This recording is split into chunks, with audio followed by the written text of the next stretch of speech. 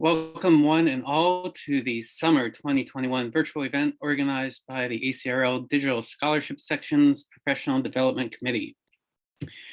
I know ACH and a number of other conferences are ongoing, so whether you're joining us live or enjoying this on tape, I want to thank everybody for taking the time to join us.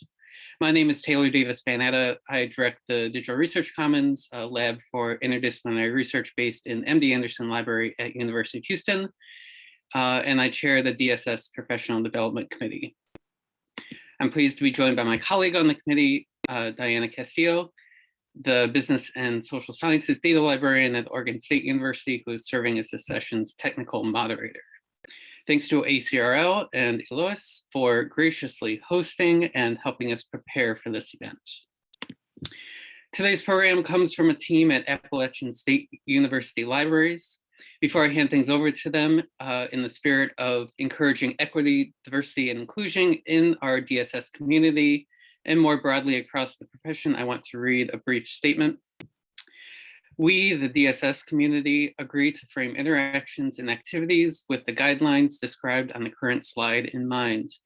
We recognize that when we engage as a community, we will all make mistakes that may unintentionally harm individuals or groups, but we agree to take responsibility for the results of our words and actions. We expect that all DSS meetings will begin with a brief review of this agreement and guidelines, so that they may become standard for all activities throughout the section. Thank you. Today we welcome three presenters. Pam Mitchum has been a professional archivist for 22 years, working in digitization and digital curation since 2000. She held positions as preservation and digital projects archivist, interim university archivist, and special assistant to the Dean of Libraries for Digital Initiatives, and is currently professor and the coordinator of digital scholarship and initiative services at the Appalachian State University Libraries. Pam earned an MA in Appalachian Studies from Appalachian State University and is an education specialist in leadership and higher education, also from Appalachian. She's a certified archivist with the Academy of Certified Archivists and is a Society of American Archivists Certified Digital Archives Specialist. Her research interests include digital scholarship tools and programs, as well as digital preservation and access. Dia Rice is the digital projects librarian at Appalachian State, where she has worked since 2007. She earned an MS in Information Sciences from the University of Tennessee, Knoxville in 2002. Her research interests include digital curation, photogrammetry for 3D modeling, and creating diverse digital collections and exhibits. Angus Gambrell is head of scholar communication and assistant professor at Appalachian State University. Agnes consults on copyright issues related to teaching and scholarship, publication agreements, and open access. She also conducts rights clearances for a wide range of content, including oral histories, art, films, photographs, music recordings, and manuscripts. Agnes is the coordinator of the Digital Humanities Lab and serves on Appalachian's Intellectual Property Development Council. Thank you all for preparing today's program, and I will hand things over to you. Okay, well, good afternoon, everyone. We really appreciate y'all being here. Just let me get my screen shared and I'm going to pull up our slides. Okay,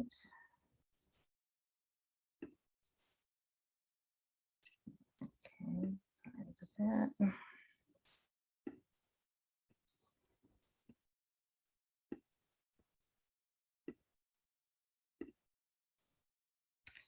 Okay, so for the next 40 minutes or so, my colleagues and I are going to tell you a little bit about our digital program at App State and how we work with our campus and local partners to document diverse populations in our community.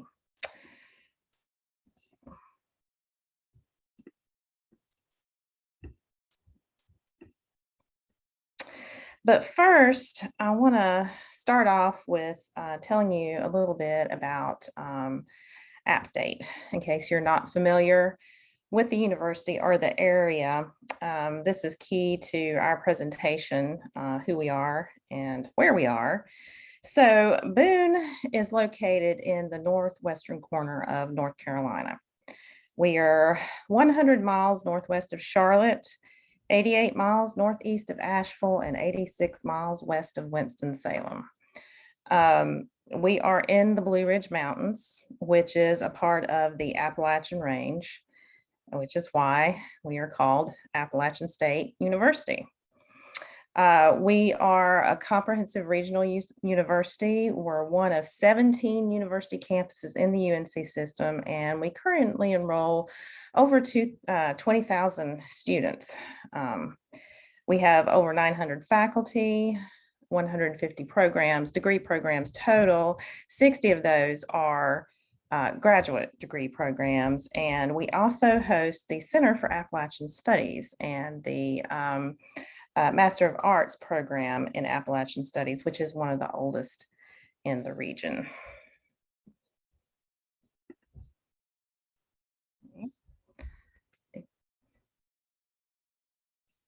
Sandia, I think you're muted.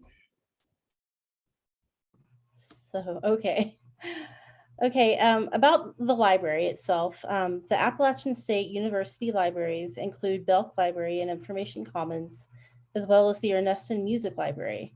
We provide a varied offering of services, including a makerspace, a digital media studio, a robust institutional repository, and much more.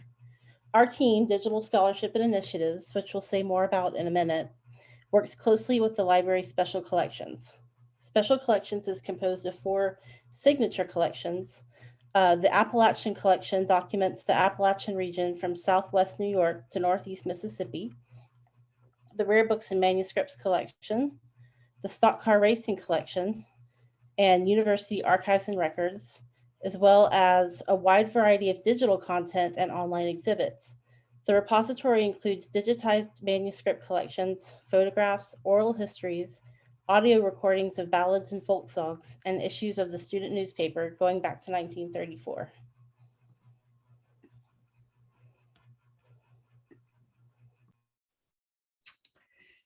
Okay, so Agnes and Dee and I are all members of the Digital Scholarship and Initiatives team within Belk Library and Information Commons. The 3 of us are faculty members. We also have 3 staff members on our team, and those include a programmer, a digital preservation specialist, and a digitization specialist. We also employ around 6 students during the academic year. So our team, we engage and partner with Appalachian faculty members, students, library colleagues, and the local community to support new scholarship. DSI also provides and sustains innovative digital tools and publishing platforms for content delivery, discovery, analysis, data curation, and preservation. And in line with the library's mission, we enhance student learning and encourage faculty research, primarily by providing access to and information about new methods of digital scholarship. We also lend support to campus faculty and students in the area of copyright, fair use, and intellectual property. So our main areas of expertise are digital scholarship, which involves helping faculty and students plan and create digital scholarly products, either for their faculty scholarship or for student projects. We also have expertise in digital preservation and access. So we provide Amazon AWS storage for digital content. We process our special collections digital materials with Archivematica. We provide regular maintenance. We also provide access through Ameca and our institutional repository, which is is a collaborative project with some of the other UNC system institutions ours is called NC Docs.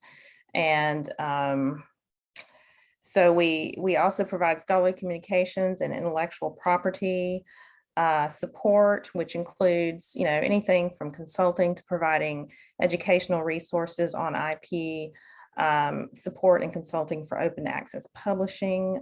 We also provide open access publishing opportunities through Open Journal Systems and PubPub.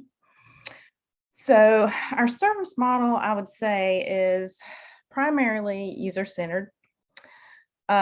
So we serve our Special Collections Research Center, which is in the library. Those are our archival collections. We do the digitization and provide access to those digital materials for them. And we also work with our campus, faculty, staff, and students. Then there are community partners that we partner with on particular projects. And then we have our external researchers who use our digital content in our collections.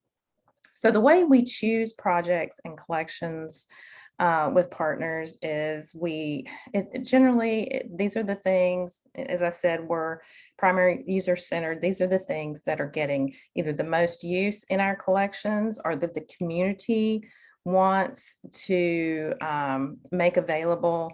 So it's driven by the users and by our researchers mostly, although we do, of course, have to consider other criteria like copyright, and certainly there's preservation issues. Sometimes we digitize materials simply because they have some serious preservation issues, and digitization is a way to protect them.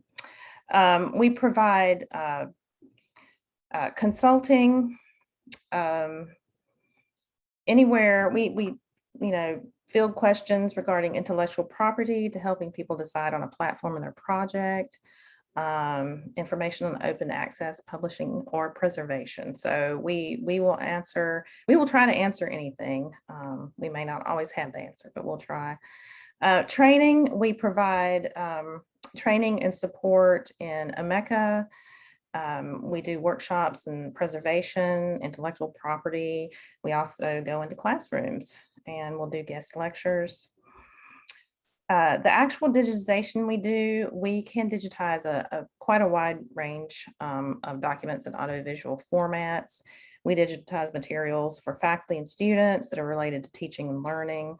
And then we partner with community organizations on specific projects and certain materials that we did digitize, particularly oversized materials. And then preservation and access services. Of course, we provide support for the library and campus and our community partners. Okay. All right. So speaking of our partners, so these are just a few of our partners. We've worked with quite a few organizations over the years. So I've been at App for 22 years. So we've worked with a lot of folks, but and we'll highlight a few of these that I've listed here in more detail later on in the presentation. I just wanted to kind of give you an overview of the type of collaborations, we have in the community. So, of course, as I mentioned, our Special Collections Research Center, which is in our library, this is a large part of the work we do, digitizing their content and making that available, particularly the materials from our W.L. Urey Appalachian collection and our university archives. And then another team in the library is our Resource and Acquisition Management team. They are another internal partner, and they help create the metadata for our collections in the library. Then there are campus partners, particularly campus faculty, those in history at the Appalachian State History Department, the Appalachian Studies Department. We have done many projects with them, and there are several classes that we routinely work with on student projects. So we've done things like digitization days for multiple local African-American communities, home movie days. We worked on the Black Mountain College project, which was a huge project for the Appalachian Studies Department on the Black Mountain College in Black Mountain, North Carolina.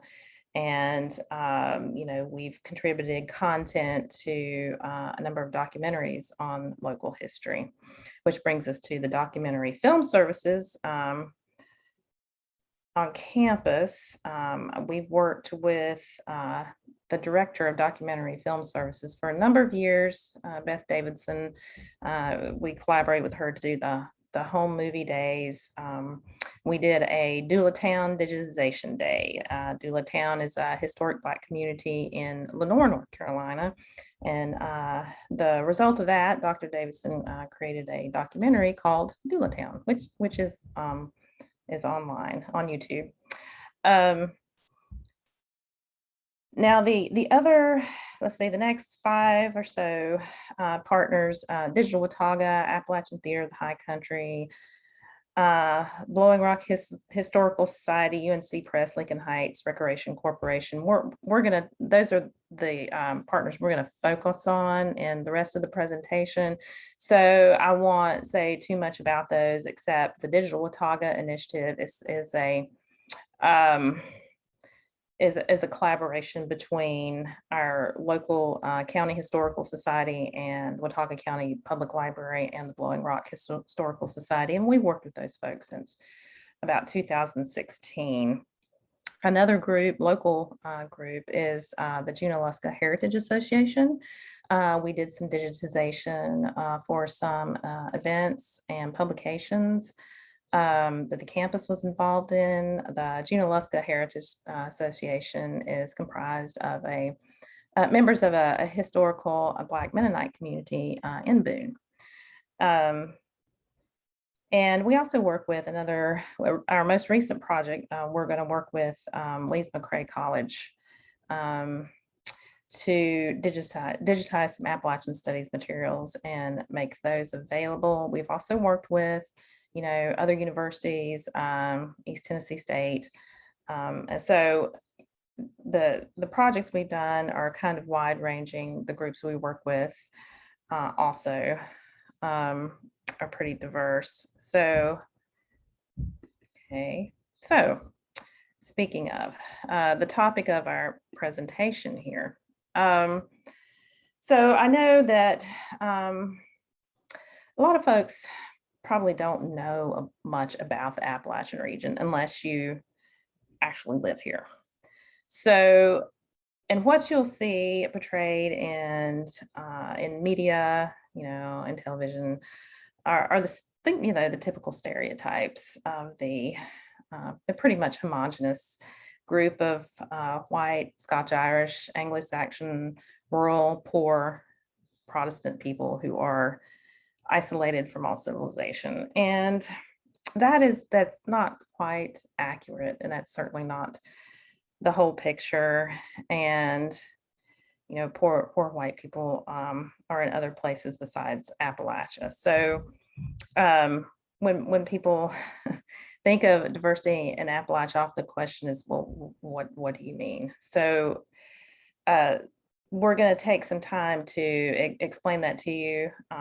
Because the diversity represents the local groups that we work with and the collections that we are acquiring and making available. So this is not going to be, this presentation is not a lesson in Appalachian history and culture. I just wanted to point out some of the groups that we work with and some of the diversity. So Appalachia actually is defined by the Appalachian Regional Commission as 420 mountain counties across 13 states, and it spans roughly 205,000 square miles from southern New York to northern Mississippi. So it's a large area, and it is home to our indigenous populations, many African American communities in the region. In fact, a few years back, the term Appalachian was coined by African American writers and artists to combat the stereotype, of Appalachia being homogeneous and white. And so that's a term, we use today in the Appalachian studies field when you're referring to Appalachian poetry, Appalachian literature, and artistic works. Historically in Appalachia, in the coal fields, people migrated from Eastern Europe, Southern Europe, all over to work in the coal mines. There's a large field of study in Appalachian surrounding the Melungeons, which probably most of the U.S. has probably not heard of the Melungeon population, but this is a group of people who possibly are triracial European, African, and Native American ancestry. And there are a lot of websites, and certainly our Appalachian Studies department has done some scholarship on these groups. We have also the, more recently, our Latinx population, our LGBTQIA populations, religious diversity. Yeah, we do have religious diversity. In fact, one of our former professors, Pat Beaver, was a researcher on the historic Jewish community in Asheville, which is how we ended up with the Leo Finkelstein papers and we have those in our digital collections as well. Economic diversity, certainly there's more than just coal mining in Appalachia. In fact, there are many states who don't have coal mines. Certainly North Carolina is a good example of that. There are other types of industry. There's other types of mining.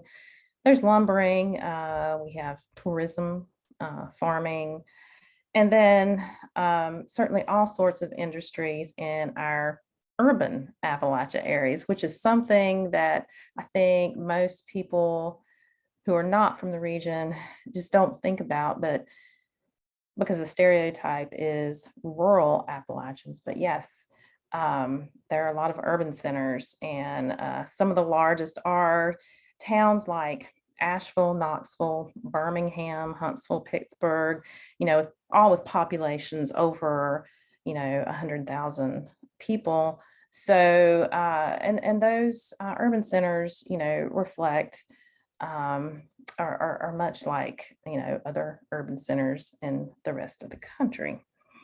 So what my team does is collaborate with our partners and our Appalachian collection to work together to document and preserve the records of these groups in our region. Okay, Dia. Okay, I'm sorry, you're muted again. Oh my. Okay, so we're going to go over some examples of our partnerships.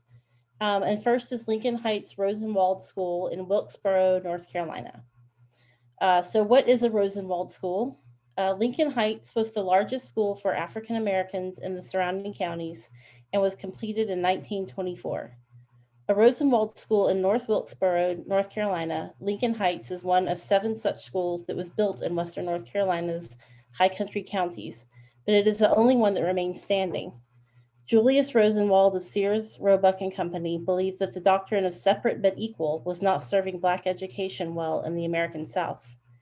By 1917, Julius established the Rosenwald Fund.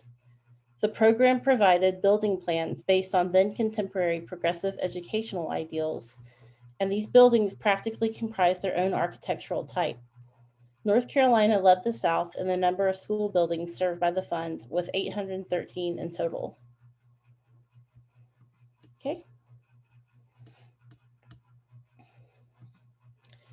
All right, so this project involved a partnership between Appalachian State University and the Lincoln Heights Recreation Corporation to host a digitization event on the school grounds to capture photographs, documents, and other historical materials digitally and make them freely available to the public.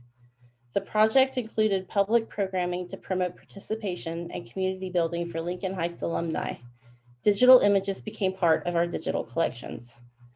There were 3 intended audiences for the programs on the digitization day: the Appalachian State graduate students and employees, the members of the Lincoln Heights Recreation Corporation, and other residents of the Wilkesboro area.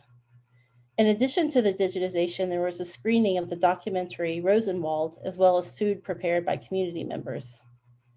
A great deal of outreach was involved in actualizing and promoting the event, including social media, flyers, and calls to churches and other organizations.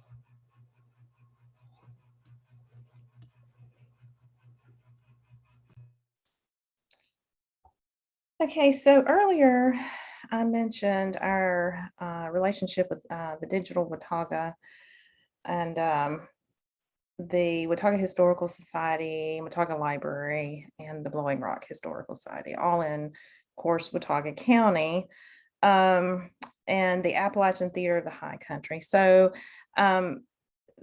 this is sort of an interconnected group of organizations, and we've worked with them actually since 2015. I think I said 2016. For a long time, doing things like consulting. We did a preservation assessment for their collections. We did some consulting and training for Mecca. I did some archival preservation and processing training. We also digitized several series of records for them. We have a large format scanner, and because they, certainly they don't have the resources for this type of equipment, we were able to digitize some oversized aerial photos of the Boone and Watauga area. And these photos span from the 1940s, I think, to the 1980s. We also are in the process of digitizing the Watauga Democrat, which has been our local newspaper since the late 1800s. And we collaborated with the local newspaper office to get the papers from their archives.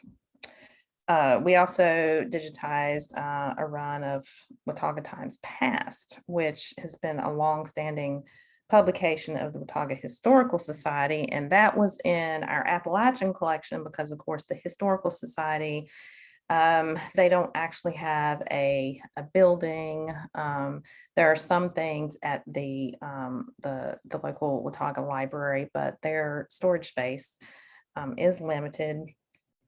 So we've worked with them to get these materials transcribed, and they have their own digital presence. They use a Mecca, of course, and then we worked through them with the Appalachian Theater of the High Country. The Appalachian Theater is a historic and was the only theater in Boone, and it was in quite terrible condition until a few years ago. They started renovating it, and they've opened it up for music venues. And the group that was responsible for raising the money, the Appalachian Theater of the High Country Association, they did a series of oral histories with individuals who worked at the theater or who had some significant ties to the theater. And so we did the transcriptions for those. And then the Digital Watauga folks helped do some of the editing on those transcripts. Okay. Agnes? Yeah, okay, so in addition to Lincoln Heights and Digital Watauga, we also worked with the Appalachian Consortium to digitize and reissue 73 publications that were originally published by the Appalachian Consortium Press. The Appalachian Consortium was a nonprofit educational organization dedicated to preserving the cultural heritage of Southern Appalachia. Its members included regional colleges such as Mars Hill and Warren Wilson, the Southern Highlands Handicrafts Guild, the Blue Ridge Parkway, and many others. One of the consortium's primary objectives was to document and preserve research of the Southern Appalachian region. In 1973, the Appalachian Consortium Press was founded, becoming the first publisher in the nation dedicated to Appalachia. Under the guidance of the Appalachian Consortium member institutions, the press published oral histories, conference proceedings, and research on a diverse range of Appalachia-related subjects, including environmental studies, poetry, urban migration, and music. The press served as an important tool for advancing the field of Appalachian studies. The Appalachian Consortium Press digitization project was supported by a grant from the Mellon Foundation's Humanities Open Book program. The first step in this project involved acquiring copies of the 73 books selected for digitization. We decided to purchase new copies of these books to avoid destroying copies and to avoid the costs associated with preservation copying. We created metadata for each book, including author biographies and book descriptions. Although Appalachian State University had acquired the copyrights of the press once it folded, we still had to obtain copyright permissions for some of the publications that were not owned by the university. If we could not locate the authors or their next of kin, we considered the works to be orphan works. The Mellon Foundation also asked us to work with the university press, so we reached out to UNC Press as a potential partner. At the time, UNC Press had just formed its Office of Scholarly Publishing Services, and they were eager to use the Appalachian Consortium Press collection as an early test case for print and digital book production. The collection showcases the range of diversity in the region. An illustrative example of the diversity of the scholarly content that was published includes The Cherokee Perspective, a book written by families of the Eastern Band of Cherokee. The book provides an authentic portrayal of Cherokee heritage, such as their belief system, the traditions kept by the snowbird Cherokees of Graham County, and photographs from an annual stickball game played at Cherokee festivals. There are also multiple essays that investigate the socioeconomic attainments of Black Appalachians who migrated to urban areas such as Cincinnati and Pittsburgh, and the first efforts by the state of North Carolina to create an agency that provided social services to Black Appalachian residents. There is also literature published on the Sequoia peoples, displaced farm tenants during the Great Depression, and gender roles in the Baptist Church. By digitizing the publications of the Appalachian Consortium Press, these formative works are now open and freely available. This digital collection serves as an important open educational resource for the next generation of Appalachian Studies scholars and is a resource for curriculum development for Appalachian Studies programs.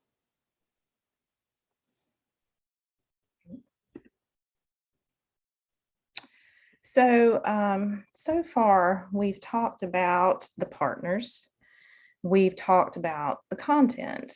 So now I want to talk about how we build and maintain those partnerships. And when I was thinking about this presentation, I was thinking about all the partners that we work with. The term that kept coming to my mind is a network. We have created over time a network of partnerships, and these are relationships, you know, and it started by having that mutual need or interest, which is in our case is, you know, Appalachian regional history, community history, and preserving that and making that available. So you know, obviously the first step is, you know, once you know there's an interest, you reach out. For example, we hadn't worked with Lee's McRae College a lot.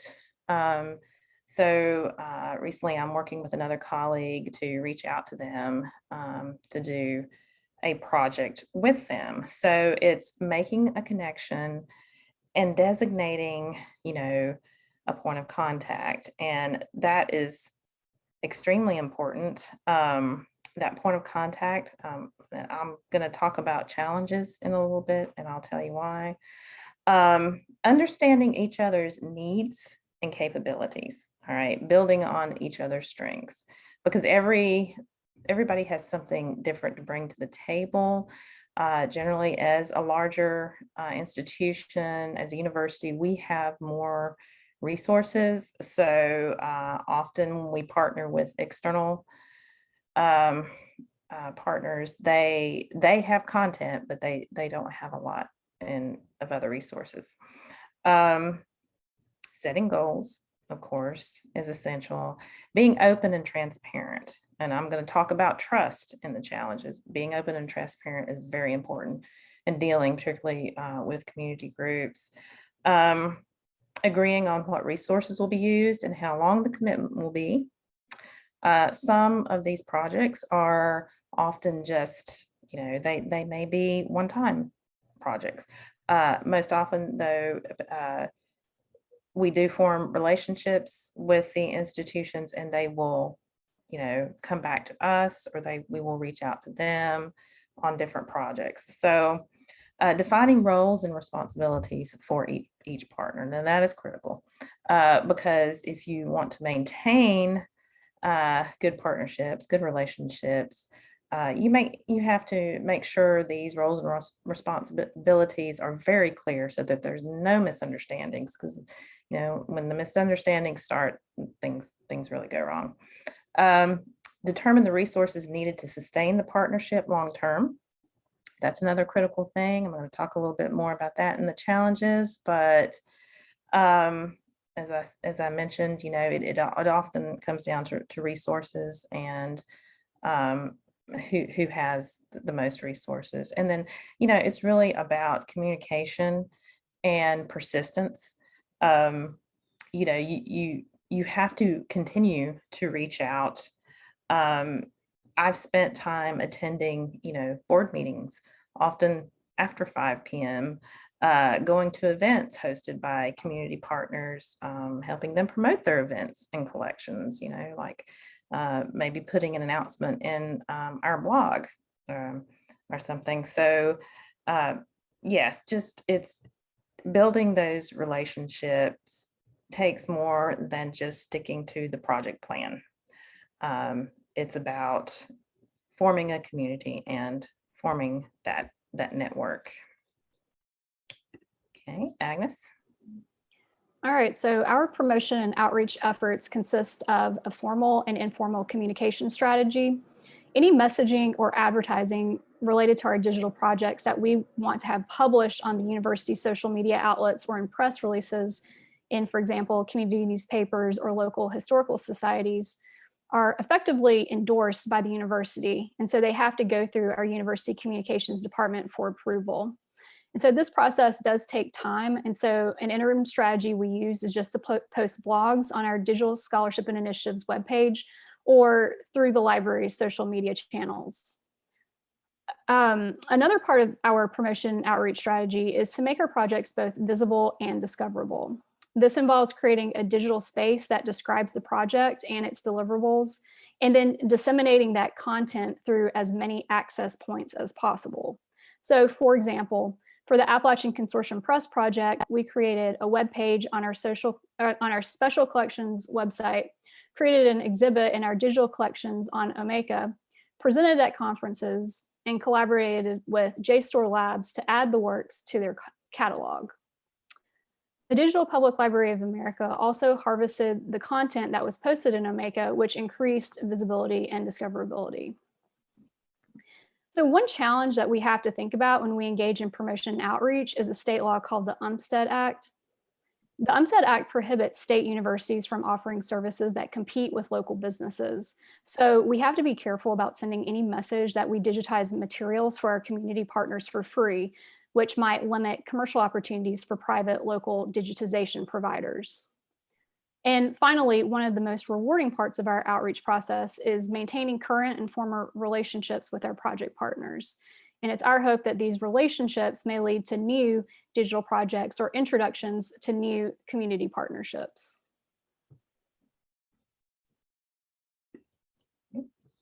So, challenges.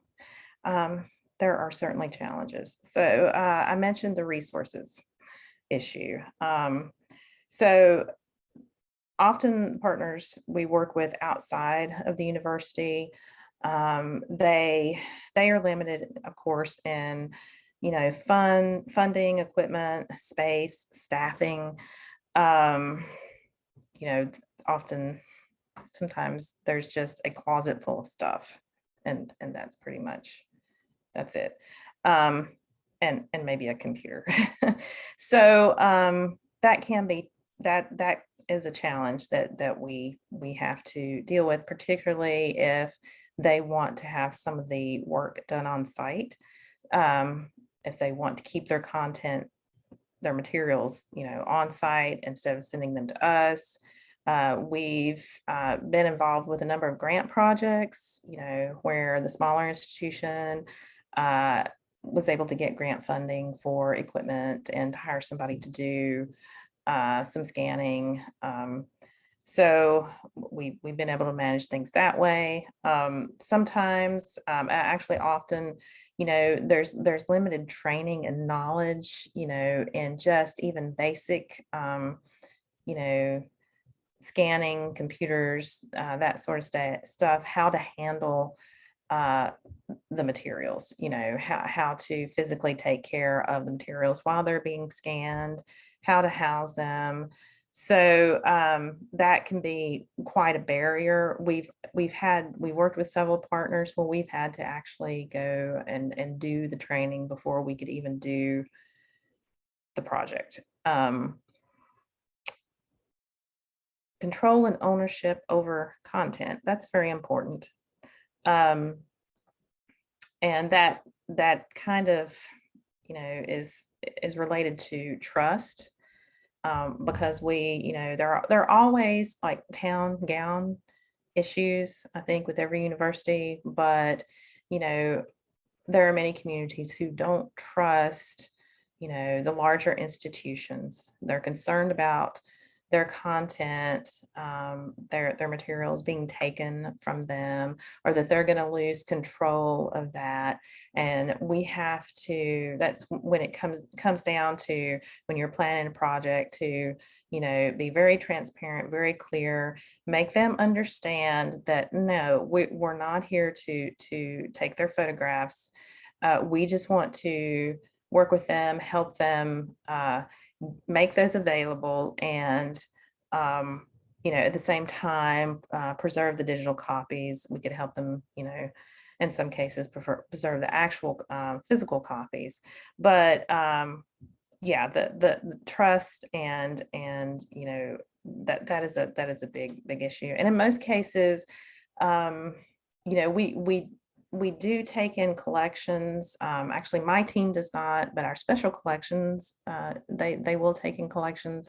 But that's only if, say, a partner says, okay, we have no room, we have no way of caring for this stuff. Can you provide a home for it? And then we'll get them in touch with our special collections folks. But we don't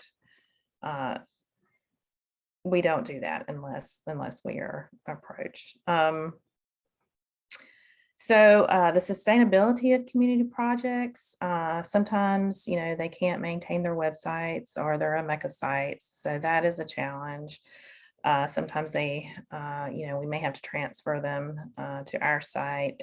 Customization, folks want, specialized programming. We don't do that. We offer a standard Omeka package if we put their content on our site. And then frequent leadership change is a big issue, because working with these small historical societies, you're working with volunteers. So maintaining that point of contact is constantly changing. It's constantly a moving target. So that makes it challenging to keep the relationships going. Okay, Dia? Okay, rewards and opportunities. Improved relationships between campus and community. The partnerships outlined in this presentation help to build trust between the university and community groups. The outreach involved in these projects bridges the gap between town and gown, like Pam was saying earlier. Access to hidden collections. Materials acquired and shared through these partnerships become accessible to a much wider audience. and in many cases are salvaged entirely from loss, theft, time, or obscurity. Preservation, digitizing photos, documents, and other items, transcribing oral histories, not only make them more accessible, but also preserve them for the future. Shared resources. Equipment and staffing are two of the shared resources that benefit all partners. Crowdsourcing is another example of sharing resources. Community building. The Lincoln Heights event, for example, brought together people who hadn't seen each other in 50 years. It brought together community members, school board members, and people from the university. It fostered goodwill among all the participants. Okay.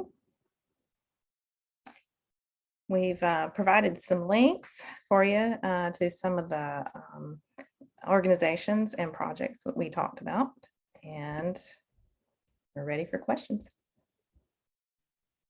Great, excellent, thank you. We do have a number of questions that have piled up in the chat. Thank you, Agnes, for addressing a couple of them in the chat. I'll just start at the top. Is the DSI an independent department, or is it nested inside a larger department such as special collections? Yes, we are a unit in the library. We are not a part of special collections. We're a separate unit. So we have a coordinator of special collections, and I am the coordinator of DSI.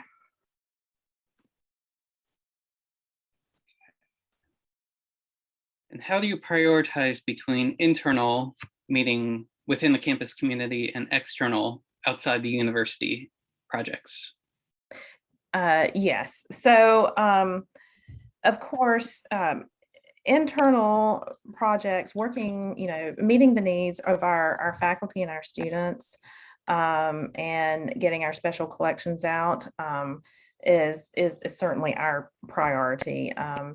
Special collections also does reference for students. So that is the number one priority. And what we do is we look at what we have in the queue and what we can manage, and that determines whether we take on an external project. And sometimes, we plan ahead. We're looking at grant projects, so we try to. We can't take everything and we can't do everything, but what we do is the projects we can't actually be involved in, we can often help, and we've helped people with consulting and finding funding to send things to be digitized from a commercial vendor. So we try to provide some sort of service, but no, we can't take on every project. The next question I think referred to a specific project, and I failed to note when it was dropped in the chat. So this is from Amanda. So Amanda, if you want to clarify in the chat or unmute, but this is your question around how you go about capturing metadata during digitization days. Okay, yeah. So the way we set up the digitization days is that we had forms, for the participants. So we would have them bring in, about 5 photographs, and then we had volunteers to sit with the participant and help them complete the form and provide the metadata. And it was certainly sparse because even a lot of people didn't have a lot of information about their photographs. They might know, okay, I know who this is, but I kind of know a date, and that's pretty much it. But having those forms was very helpful because that helped us provide that metadata. And yeah, so we got the metadata directly from the participants. And of course, as we scan and do the digitization, we provided our own for the technical piece.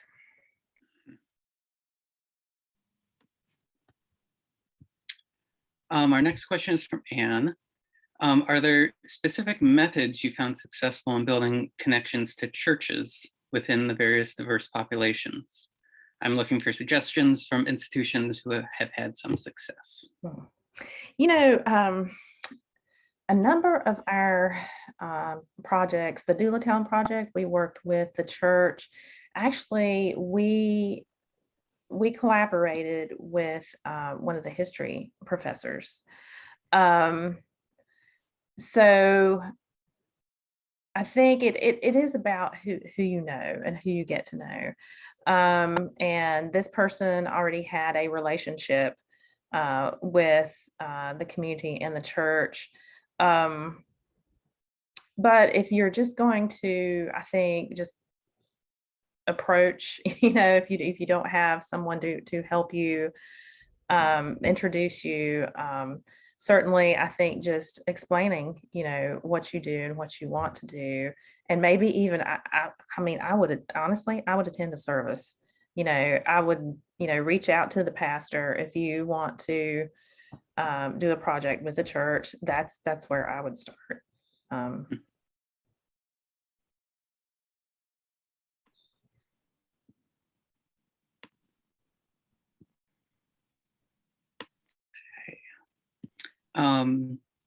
Another question just in. Why do you choose to use Omeka with the community partners as opposed to another CMS? Okay, well, Omeka is a platform that we support, and it's also a platform that many of our faculty use. Our history faculty, the history department uses Omeka, and so they use that also with their students. So there's for example, there's a digital history class where the professor has, you know, groups her students, and they do a community project using Omeka. And also Omeka, you know, you get a certain amount of space free. It's easy for, say, a small historical society to set that up, you know, get the account, you know, put some content up, and it's very, the learning curve is not too high if you know something about computers, and certainly we're able to help with that training. So there are a lot of our community partners that you know, either we've suggested Omeka to, or they found it on their own and they've come to us. So it's pretty well used in our area. I'm curious how you go about codifying roles and responsibilities. Obviously mentioned that was an important part. Like, do you have a standard MOU, or just have, like, what was that like? We don't have necessarily a standard, we just come up with a project plan. The way we approach our projects is we form a project team, and then we outline a plan and a timeline, determine you know, who's contributing what resources. So that's how we approach our projects, because we're a state institution. If we work with say our faculty, technically they can't sign contracts, so we can't really have an MOU. We just have to have a project plan. Interesting. Yeah. it's yeah. I'm curious too, like, how you all think about the sustainability of these collections, and I guess more importantly, the sustainability of the relationships that you've cultivated. Because it strikes me like for some of these, the collections might really help sustain the communities whom you've partnered with to build them, rather than vice versa. Are you sort of seeing that play out? Yeah. Yes, that is, I would say that is very accurate. And you know, there are a couple of reasons that we, you know, when we work with the community to digitize their content, one of the agreements is we keep a preservation copy. And so that allows us to digitize without really violating the Umstead Act, because essentially we are being donated a copy, and then we can preserve that copy. So if anything happens, you know, to that organization, we still have the content. If, you know, if something happens to their site, or if it just that content is still there. So, but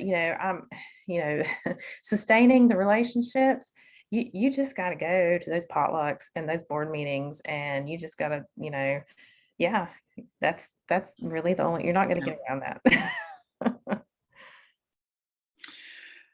Another question in, is support for this work, articulated in your library strategic plan or collections policy, or sort of documented anywhere? Yes. Well, yes, it is supported in our strategic plan. Now, we are still trying to get a budget line. We do not have a budget line. My team does not.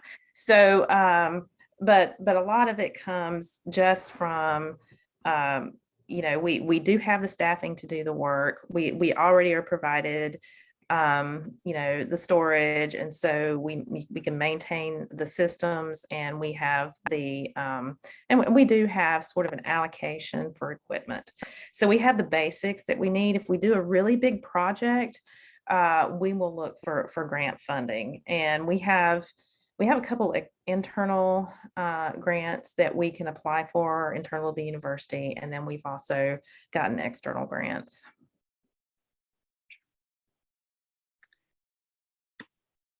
All right. Well, we are coming up against the hour. I want to thank you all very much again for preparing this wonderful presentation, and thank you all who chose to attend for this hour. And keep an eye out. This committee will continue offering seasonal virtual events over the coming academic year.